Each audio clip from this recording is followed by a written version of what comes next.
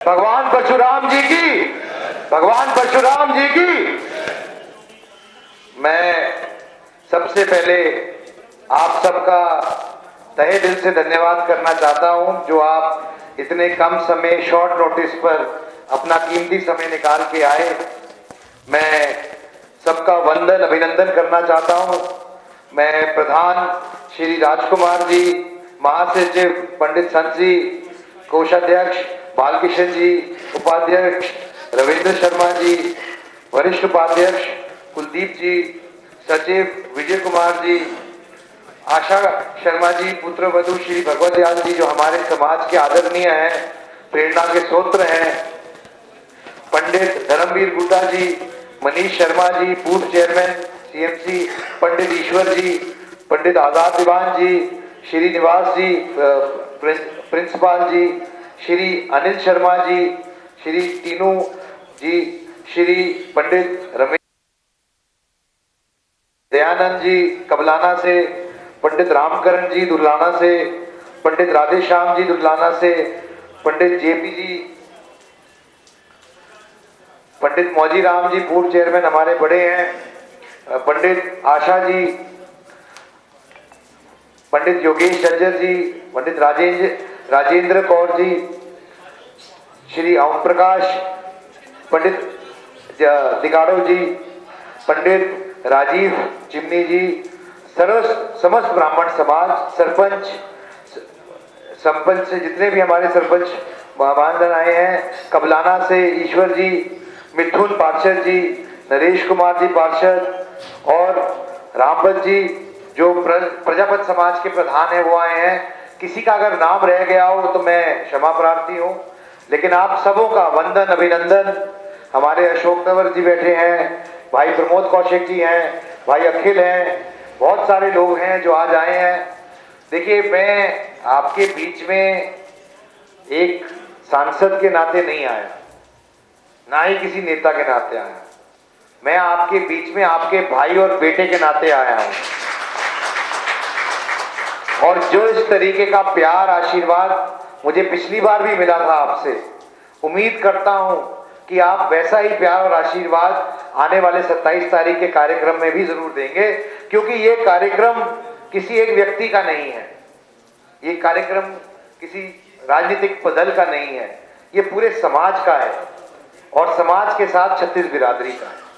क्योंकि भगवान परशुराम जी के जन्मोत्सव के उपलक्ष्य में कार्यक्रम आयोजित किया जा रहा है, और भगवान परशुराम जी सिर्फ एक समाज के भगवान नहीं, 36 बिरादरी के भगवान है, सबके भगवान है। और मैं आप सबों से निवेदन करना चाहता हूं कि आने वाली 27 तारीख को ज्यादा से ज्यादा संख्या में आप लोग आएं और इस कार्यक्रम में शामिल हों, क्योंकि ये कार्यक्रम एक ऐसा पटल है, एक ऐसा मौका है जहां जो भी समाज के विभिन्न मुद्दे हैं, चाहे युवा साथियों के मुद्दे हों, चाहे समाज के अन्य मुद्दे हों, उनको सही पटल पे सरकार के सामने रखने का काम करते हैं।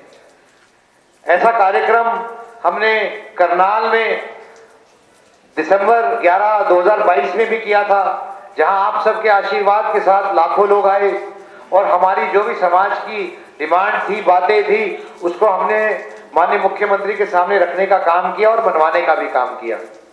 तो मैं आपसे निवेदन करना चाहता हूं कि जिस तरीके से पंडित विनोद शर्मा जी ने अपने सार्वजनिक जीवन के अंदर हक और हकूक की लड़ाई लड़ने का काम किया समाज की, चाहे वो ईपीबीजी की लड़ाई लड़ने का काम हो, चाहे वो धोली की जमीन का मालिकाना हक दिलाने की लड़ाई हो, चाहे वो कोई भी और अन्य विषय हो, जैसे गौड़ संस्थान में, फरावर में जो विषय आया या अन्य विषय हो, हमेशा से उन्होंने समाज के प्रति संवेदनशील होकर जो भी मुद्दे ज्वलंत हैं उनके ऊपर काम करने के लिए, उनके लिए लड़ने का काम किया है। मैं उनका बेटा हूं, उनके दिखाए हुए रास्ते पे चल रहा हूं, उन्हीं के मार्गदर्शन पे चल रहा हूं और उन्हीं की शिक्षा पे चल रहा हूं।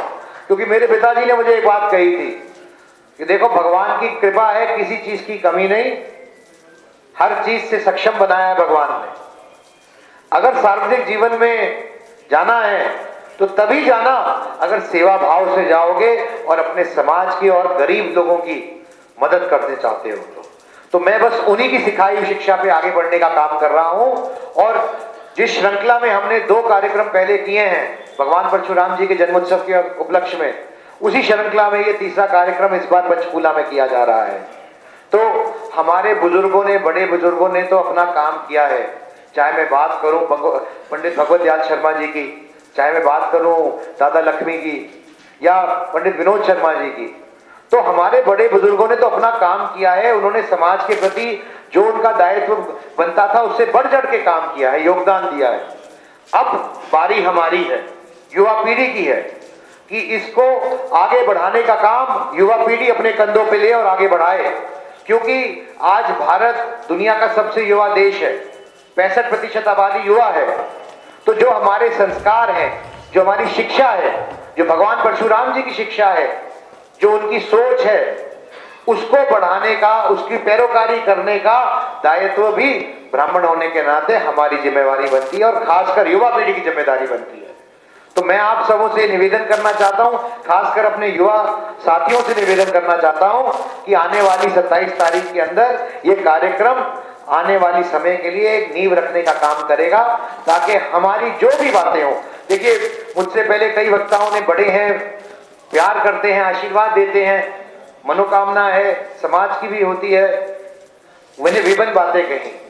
लेकिन मैं उदाहरण पंडित विनोद शर्मा जी का इसलिए लेना चाहता हूं कि अगर आप में इच्छा शक्ति हो और अगर आप में दृढ़ निश्चय हो कुछ करने का, खासकर अपने समाज के लिए, तो फिर आपको पद की दरकार नहीं है।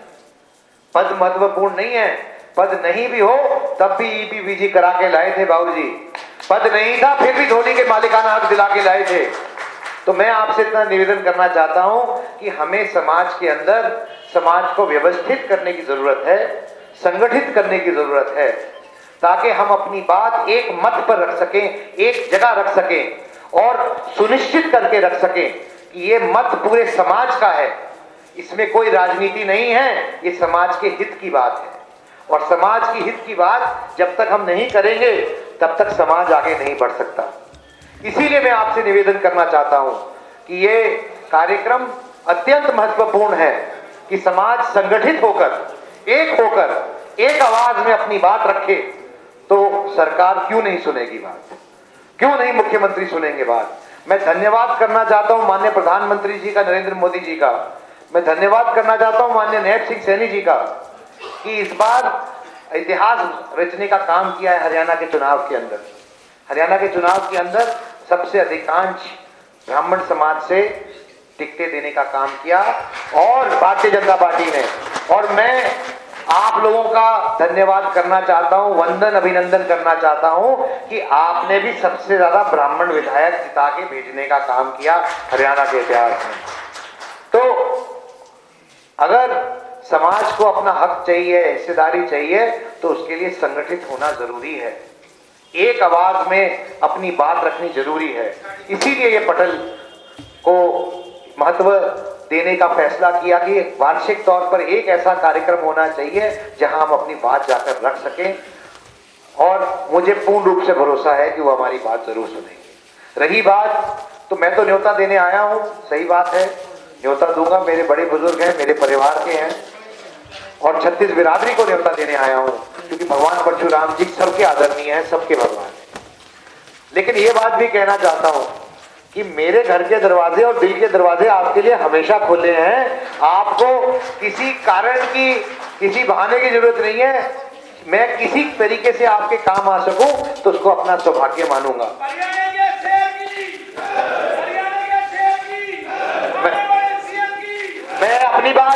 मैं अपनी बात सिर्फ इतनी कहना चाहता हूं कि भगवान ने सक्षम बनाया है, सशक्त बनाया है और जितनी ताकत दी है उससे बढ़कर कोशिश करूंगा कि आपके काम आ सकूं, आपकी मदद कर सकूं। इसी धारणा के साथ, इसी प्रेम और प्यार के साथ जिससे आपने आशीर्वाद दिया है, इसी के साथ बस इतनी कामना करता हूं भगवान से कि ये प्रेम प्यार इसी तरह बना रहे और आपके लिए मैं कुछ कर सकूं, उसके लिए हमेशा तत्पर हूं। इसी के साथ मैं अपनी वाणी को विराम देता हूं और पुनः आपसे ये निवेदन करता हूं कि आने वाली 27 तारीख को भारी सी भारी संख्या में झज्जर इस बार सारे रिकॉर्ड तोड़ते हुए पंचकूला चले आए, ताकि हम अपनी बात सशक्त सक्षम तरीके से रख सकें। सारे साधनों का इंतजाम होगा ताकि आपको आने में कोई असुविधा ना हो, क्योंकि लंबा रास्ता है और सुबह 10 बजे पहुंचना है। माननीय मुख्यमंत्री जी हमारे इस कार्यक्रम के चीफ गेस्ट होंगे और अन्य लोग भी इस कार्यक्रम में हिस्सा लेंगे। तो मेरा आपसे ही निवेदन है। और प्रधान जी, मैं आपको आश्वस्त करके जाता हूं,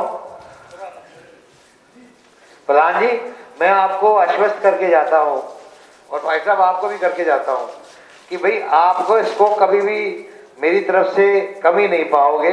जो आप करने जा रहे हो समाज के लिए, मैं अपनी तरफ से पूरा सहयोग करूंगा, पूरी ताकत से, पूरी क्षमता से। बस एक निवेदन करना चाहता हूं कि हम धर्मशाला तो बना लेते हैं और उसका फायदा भी मिलता है जिन लोगों को जरूरत होती है, जो जरूरतमंद होते हैं, लेकिन कहीं ना कहीं मैं मानता हूं कि हमारा जो एक विशेषता थी समाज की, वो ज्ञान से जुड़ी हुई थी। और मैं पर्सनली अपने निजी फंड से आपकी मदद करूंगा इसके अंदर। अगर आप वहां पर एक छोटा कोचिंग सेंटर बच्चों के लिए चलाने का काम करेंगे, ठीक है, ताकि वहां से हम साल में 5-10 बच्चे IAS, IPS, HCS पढ़ा के तैयार करने की कोशिश करें, चेष्टा करें, क्योंकि जो ज्ञान की मुख्य धारा है कहीं ना कहीं हमारे बच्चों से छूटती जा रही है। और हमें प्रयासरत रहना चाहिए, प्रयास करना चाहिए कि हम किसी ना किसी तरीके से अपने युवा पीढ़ी को उस मुख्य धारा में वापस लाने का काम कर सके। तो मेरा आपसे निवेदन है, मैं आपकी मदद वैसे भी करूंगा, लेकिन इसके लिए अलग से करूंगा अगर आप ये काम बीड़ा उठाएंगे।